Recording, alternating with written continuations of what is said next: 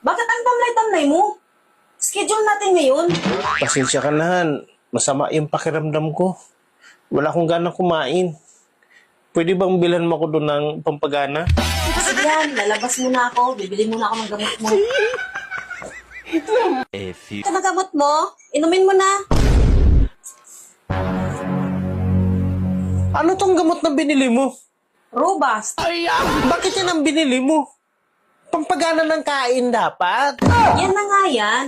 Double purpose na nga yung binili ko. Extreme yan. Bira. Paano naging double purpose yan? Di ba nga, pag ininom mo yan, pagkatapos ng isang oras, ang lakas mo na kumain yan. Tapos maya-maya, ang lakas mo nang bumayo. Kasi double purpose yan. Wala ka man lang patawad? Wala ka man lang patawad?